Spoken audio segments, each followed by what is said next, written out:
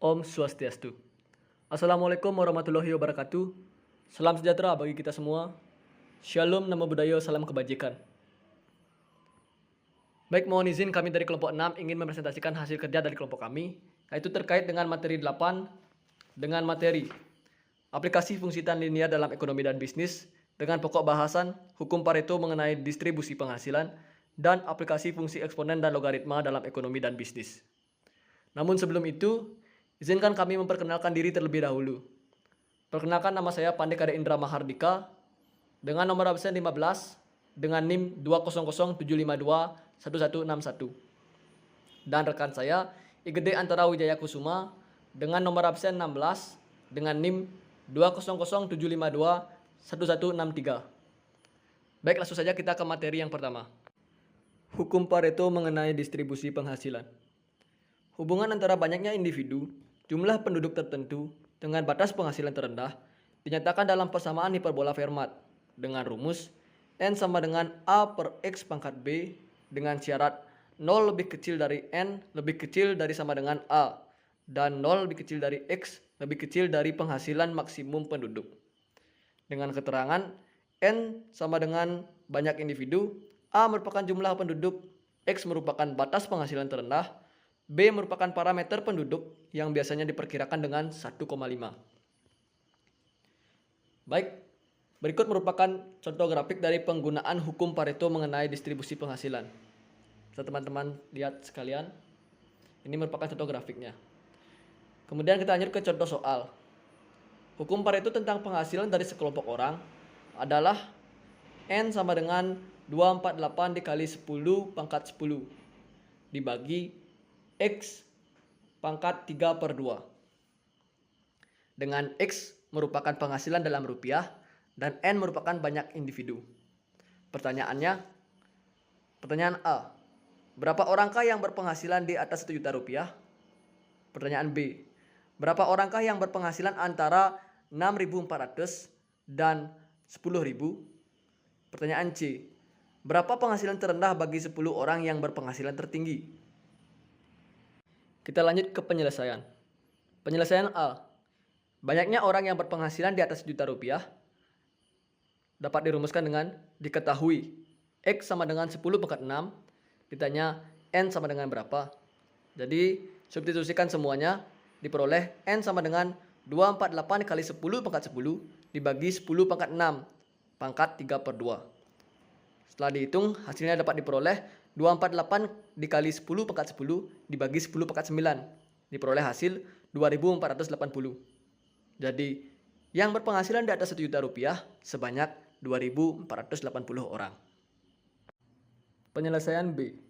Banyak orang yang berpenghasilan di atas 6.400 rupiah dirumuskan dengan diketahui X sama dengan 6.400 ditanya N sama dengan berapa. Maka disubstitusikan semua yang diketahui, diperoleh N sama dengan 248 dikali 10 pangkat 10 dibagi dalam kurung 6.400 pangkat 3 per 2. 6.400 nya di sini kita sederhanakan, maka hasilnya menjadi 8 kuadrat dikali 10 kuadrat. Maka kita peroleh hasilnya adalah 248 dikali 10 pangkat 10 dibagi 512 dikali 10 pangkat 3. Maka hasilnya diperoleh 4.843.750. Sementara untuk banyak orang yang berpenghasilan di atas 10.000 dirumuskan dengan diketahui X sama dengan 10.000 ditanya N sama dengan berapa. Maka sama, substitusikan semua yang diketahui, maka diperoleh N sama dengan 248 dikali 10 pangkat 10 dibagi dalam kurung 10 pangkat 4 pangkat 3 per 2. Maka diperoleh hasil 248 dikali 10 pangkat 10 dibagi 10 pangkat 6. Maka hasilnya adalah 248 dikali 10 pangkat 4. Hasilnya adalah 2.480.000. Jadi jumlah orang yang berpenghasilan antara 6.400 rupiah sampai dengan 10.000 rupiah adalah 4.843.750 orang dikurangi 2.480.000 orang. Maka hasilnya menjadi 2.363.750 orang. Kemudian penyelesaian C. Diketahui N sama dengan 10 ditanya X sama dengan berapa, maka diselesaikan dengan rumus N sama dengan 248 dikali 10 pangkat 10 dibagi X pangkat 3/2. Kita substitusikan N yang diketahui tadi, jadinya 10 sama dengan 248 dikali 10 pangkat 10 dibagi X pangkat 3/2. Kita pindah ruaskan, maka diperoleh X pangkat 3/2 sama dengan 248 dikali 10 pangkat 10 dikurangi 10. Maka hasilnya menjadi X pangkat 3/2 sama dengan 248 dikali 10 pangkat 9. Sama dengan akar 3/2 dari 248 dikali 10 pangkat 9 sama dengan dalam kurung 248 dikali 10 pangkat 9 pangkat 1/3/2. Kita peroleh hasil 248 dikali 10 pangkat 9 pangkat 2/3 sama dengan 8 pangkat 3 dikali 10 pangkat 9 pangkat 2/3 sama dengan 8 pangkat 2 dikali 10 pangkat 6. Jadi diperoleh X sama dengan 64 dikali 10 pangkat 6.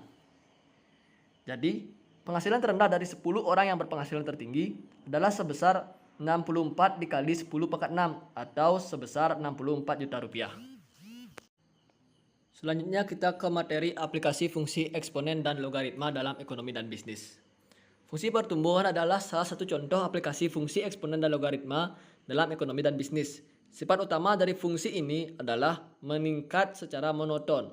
Fungsi pertumbuhan mempunyai beberapa bentuk dengan atau tanpa asimtut yang merupakan batas atas. Pembahasan fungsi pertumbuhan pada bagian ini dibatasi pada fungsi bunga majemuk, pertumbuhan penduduk kurva Gompers, dan kurva pengajaran. Selanjutnya kita masuk ke fungsi bunga majemuk. Besarnya modal yang dibungakan tergantung dari waktu lamanya modal dibungakan, asal tingkat bunga konstan. Jika modal pokok sebesar K0 dibungakan K kali per tahun dengan bunga sebesar 100 R% per tahun, maka setelah N tahun, modal tersebut akan menjadi Kn sama dengan K0 dikali dalam kurung 1 plus R per K pangkat N kali K. Apabila K sangat besar yaitu K sama dengan tak hingga, maksudnya bunga yang dibayarkan secara kontinu atau bunga ditambahkan terus-menerus terhadap modal, maka rumus tersebut akan berubah menjadi Kn sama dengan K0 dikali E pangkat R kali N, di mana keterangannya adalah K0 merupakan modal awal atau besar modal pada tahun yang ke-0, Kn merupakan modal akhir atau besar modal pada tahun yang ke-N, E merupakan bilangan basis dalam logaritma natural, K merupakan kelipatan bunga yang dibayar per tahun, N merupakan waktu lamanya modal dibungakan, dan R merupakan besarnya bunga per tahun. Nah, berikut merupakan contoh grafik dari penerapan fungsi bunga majemuk. Dapat teman-teman lihat sekalian. Ini merupakan contoh dari penerapan fungsi bunga majemuk. Nah, selanjutnya kita akan masuk ke contoh soal dan pembahasannya. Baik, kita masuk ke contoh soal yang pertama. Seseorang menabung uang sebesar 4 juta rupiah dengan bunga 5% per tahun. Berapakah jumlah uangnya setelah 10 tahun? Dengan syarat A, bila bunga dibayarkan sekali setahun. B, bila bunga dibayarkan per triwulan. C, bila bunga dibayarkan secara kontinu per tahun. Nah, penyelesaian A. Bunga dibayarkan sekali setahun. Berarti dapat diketahui K sama dengan 1, K0 sama dengan 4 juta, N sama dengan 10 tahun, R sama dengan 5% atau 0,05, dan ditanya Kn sama dengan berapa. Jadi kita selesaikan dengan rumus Kn sama dengan K0 dikali dalam kurung 1 plus R per K pangkat N kali K. Kita substitusikan tadi persamaan yang sudah diketahui, maka dihasilkan Kn sama dengan 4 dikali dalam kurung 1 plus 0,05 per 1 pangkat 10 kali 1. Maka diperoleh hasil 4 kali dalam kurung 1 plus 0,05 pangkat 10 sama dengan 4 kali dalam kurung 1,05 pangkat 10. Maka dengan kalkulator kita peroleh hasilnya adalah 6,515785. Mungkin angkanya sedikit buruk ya. Jadi jumlah uang yang diterima setelah 10 tahun sebanyak 6,515785 juta rupiah. Kemudian penyelesaian B. Bunga dibayarkan per triwulan, berarti K sama dengan 12 bagi 3 sama dengan 4. Jadi kita selesaikan dengan rumus Kn sama dengan K0 dikali dalam kurung 1 plus R per K pangkat N kali K. Kita karena tadi sudah diketahui angka-angkanya, tinggal kita masukkan saja. Jadi diperoleh Kn sama dengan 4 dikali dalam kurung 1 plus 0,05 dibagi 4 pangkat 4 kali 10. Jadi diperoleh 4 kali dalam kurung 1 plus 0,0125 pangkat 40 sama dengan 4 dikali 1,0125 pangkat 40. Jadi diperoleh Kn sama dengan 6,57447. Maaf jika angkanya buruk karena ini merupakan hasil dari kalkulator. Jadi jumlah uang yang diterima setelah 10 tahun sebanyak 6,57447 juta rupiah. Nah, kita lanjut ke penyelesaian yang C. Jika bunga dibayarkan secara kontinu per tahun, menggunakan rumus yang sudah diketahui tadi, maka didapat Kn sama dengan K0 dikali E pangkat R kali N, di mana Kn sama dengan 4 dikali dalam kurung 2,718 pangkat 0,05 dikali 10. Diperoleh 4 dikali dalam kurung 2,718 pangkat 0,5, maka diperoleh hasil Kn sama dengan 6,594543. Jadi jumlah uang yang diterima setelah 10 tahun sebanyak 6,594543 juta rupiah. Nah, sekarang kita masuk ke contoh soal yang kedua. Seorang petani membutuhkan uang sebesar 500 juta rupiah pada 10 tahun yang akan datang. Berapa jumlah uang yang harus ditabung mulai sekarang dengan bunga 24% per tahun untuk memperoleh jumlah uang yang diharapkan? Penyelesaiannya diketahui Kn sama dengan 500 juta rupiah, N sama dengan 10 tahun, R sama dengan 24% atau 0,24, dan K sama dengan 1. Ditanya, K0 sama dengan berapa? Maka kita selesaikan dengan rumus Kn sama dengan K0 dikali dalam kurung 1 plus R per K pangkat N kali K. Kita substitusikan atau kita masukkan hal-hal yang sudah diketahui tadi atau angka-angka yang sudah diketahui tadi, maka diperoleh 500 sama dengan K0 dikali dalam kurung 1 plus 0,24 pangkat 10 kali 1. Maka diperoleh hasil 500 sama dengan K0 dikali dalam kurung 1,24 pangkat 10. Jadi K0 sama dengan 500 per 1,24 pangkat 10 sama dengan 500 per 8,5944. Maka diperoleh hasil 58,177. Jadi uang yang harus ditabung mulai sekarang adalah sebesar 58,177 juta rupiah. Baik, materi selanjutnya akan dijelaskan oleh rekan saya. Pertumbuhan penduduk biologis. Bila penduduk suatu negara atau daerah pada suatu saat pendal mengalami pertumbuhan sebesar 100 R kecil persen per tahun atau R kecil per tahun, maka setelah T tahun, jumlah penduduk menjadi PT sama dengan pendal dalam kurung 1 tambah R kecil pangkat T. Bagi suatu negara atau daerah dengan jumlah penduduk yang besar, maka pertumbuhan penduduk berlangsung hampir kontinu. Maka jumlah penduduknya setelah T tahun menjadi PT sama dengan pendal R besar pangkat T. Di mana diketahui bahwa PT itu merupakan jumlah penduduk pada tahun yang ke-T, pendal merupakan jumlah penduduk pada tahun awal, yaitu tahun kendal, R kecil merupakan tingkat pertumbuhan, R besar atau R tambah 1 merupakan tingkat pertumbuhan plus 1. Persamaan PT sama dengan pendal R besar pangkat T diperoleh juga pada model penduduk dengan setiap anggota atau individu menimbulkan R-1 anggota atau individu baru dalam satu satuan waktu dengan anggapan tidak ada anggota yang meninggal. Teoritisi organisasi menyatakan bahwa fungsi PT sama dengan pendal R besar pangkat T dapat dipergunakan untuk menggambarkan pertumbuhan awal suatu perusahaan yang tumbuh dengan pesat. Jika fungsi PT sama dengan pendal R besar pangkat T dibuat grafiknya, secara umum bentuknya sebagai gambar berikut.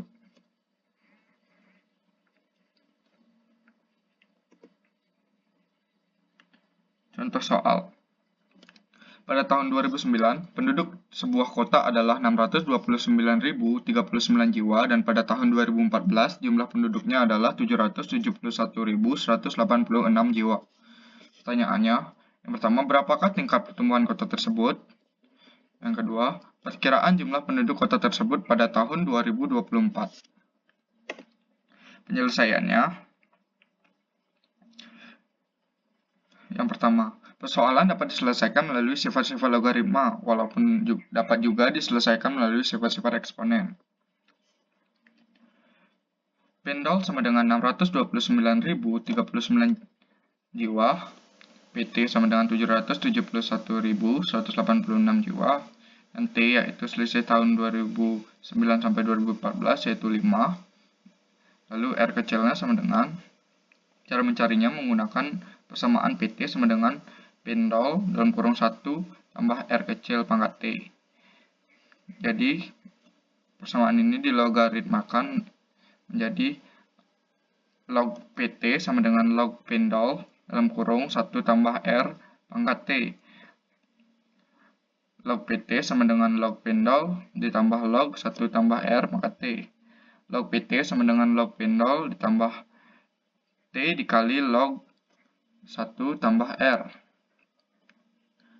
Masukkan angka-angkanya yaitu log 771.186 sama dengan log 629.039 ditambah 5 dikali log 1 tambah R. Jadi hasil log 771.186 adalah 5,8872 sama dengan hasil log dari 629.039 yaitu 5,7987 ditambah 5 dikali log 1 tambah R. Dipindah ruaskan 5 log 1 tambah R sama dengan hasil log tadi yaitu 5,8872 dikurang 5,7987. Jadi 5 log 1 tambah R sama dengan 0,0885. Selanjutnya pindahkan T-nya ke kanan. Jadi log 1 tambah R sama dengan 0,0885 dibagi 5, itu hasilnya 0,0177. Nah, untuk mencari 1 tambah R-nya, yaitu sama dengan 1,0415, dan R-nya sama dengan 1,0415 dikurang 1, sama dengan 0,0415. Nah, diubah ke persen menjadi 4,15%. Jadi, tingkat pertumbuhan penduduk tersebut selama periode 2009 sampai 2014 adalah 4,15% per tahun. Penyelesaian yang B, dari tahun 2009 sampai dengan 2004, ini berarti T-nya sama dengan 15. Seperti yang diketahui pendolnya tadi 629,39, T-nya, R-nya sama dengan 0,0415, sudah dicari tadi, dan T-nya sama dengan 15. Jadi PT-nya sama dengan, untuk mencari PT-nya, menggunakan persamaan pendol 1 tambah R pangkat T. Kita logaritmakan log PT sama dengan log pendol 1 tambah R kecil pangkat T. Log PT sama dengan log pendol ditambah T dikali log 1 tambah R. Jadi masukkan angkanya. Log PT sama dengan log 629.039 ditambah 15 dikali log 1 ditambah R tadi yaitu 0,0415. Jadi hasil dari lognya yaitu 5,7987 ditambah 15 dikali log 1,0415. Jadi hasil dari log 1,0415 dibuat menjadi 0,0177.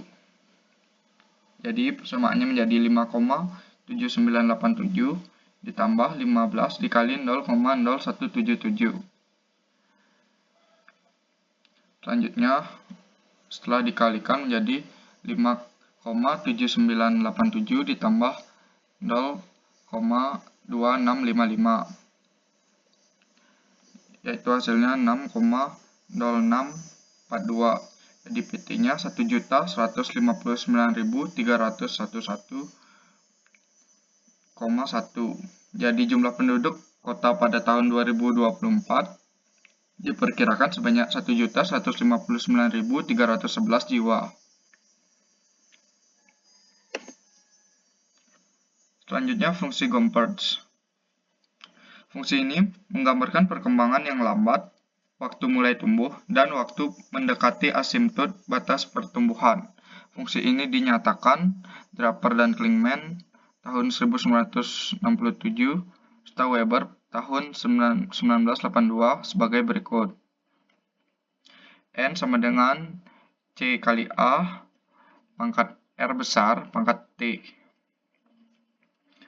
di mana N adalah jumlah penduduk pada tahun ke-T, R besar merupakan tingkat pertumbuhan, dengan 0 kurang dari R kurang dari 1. A merupakan proporsi pertumbuhan awal, C merupakan tingkat pertumbuhan dewasa, yaitu asimptot tertinggi. Sifat utama dari fungsi Gompertz ini digambarkan dengan dua jenis kurva di bawah ini. Tipe 1, 0 kurang dari A kurang dari, tipe 2, kurang dari A kurang dari 1. Di grafiknya seperti ini. Kurva 1 untuk nilai T kecil yang positif, kurva cembung terhadap sumbu T berakselerasi positif. Dan untuk nilai T besar yang positif, kurva cekung terhadap sumbu T berakselerasi negatif. Teoritis organisasi menemukan dan menggunakan kurva Gompertz ini untuk menggambarkan pertumbuhan organisasi. Kurva ini juga dapat dipergunakan untuk fungsi ekonomi dan bisnis, seperti fungsi pendapatan total dan produksi. Contoh soal. Penjualan setiap bulan dari sebuah perusahaan memenuhi fungsi S sama dengan 500 dikali 0,10 pangkat 0,40 pangkat P. P adalah jumlah pengeluaran untuk promosi dan advertensi, dan S adalah penjualan atau omset setiap bulan. Pertanyaannya, A. Berapa besar penjualan bila pengeluaran untuk promosi dan advertensi sama dengan 0? Atau berapa besar penjualan awalnya? B. Berapa penjualan maksimumnya? C. Berapa penjualannya bila pengeluaran untuk promosi dan advertensi sama dengan 5? Penyelesaian. S sama dengan 500 dikali 0,10 pangkat 0,40 pangkat P disamakan dengan persamaan awal, yaitu N sama dengan C kali A pangkat R besar pangkat T. Jadi untuk penyelesaian yang A, jika P sama dengan 0, maka S adalah S sama dengan 500 dikali 0,10 pangkat 0,40 pangkat 0. Di 0,40 dipangkatkan dulu menjadi 1. Jadi 500 kali 0,10 pangkat 1. Jadi S-nya adalah 50, yaitu penjualan awalnya adalah 50. Untuk penyelesaian yang B, penjualan maksimum terjadi pada saat tingkat pertumbuhannya 0 atau R besar sama dengan 0. Jadi dapat diselesaikan dengan S sama dengan 500 dikali 0,10 pangkat 0,40 pangkat P. Jadi sama dengan 500 dikali 1. Jadi penjualan maksimumnya adalah 500. Jika P, untuk penyelesaian yang C, jika P sama dengan 5, maka S-nya adalah S sama dengan, maksud saya 500,0,10 pangkat 0,4 pangkat 5. Jadi S-nya sama dengan 500 0,10 pangkat 0,01024. Di S sama dengan 500 dikali 0,976697 dan hasilnya S sama dengan 488,349. Jadi penjualannya bila pengeluaran untuk promosi dan advertensi 5 adalah 488,349. Selanjutnya adalah fungsi pengajaran. Fungsi pengajaran umumnya dipakai oleh psikologi untuk menggambarkan taraf pertumbuhan pendidikan manusia, yang sifatnya meningkat cepat pada awalnya dan semakin lambat ketika mendekati asimtot batas pertumbuhan. Fungsi ini dinyatakan sebagai Weber pada tahun 1982 dan Tan pada 2010. Dinyatakan sebagai berikut. Y kecil sama dengan C dikurang A kali E pangkat minus K kali X, yang dimana C, A, dan K adalah konstanta positif, Y merupakan keaktifan belajar, dan X adalah variabel pendorong.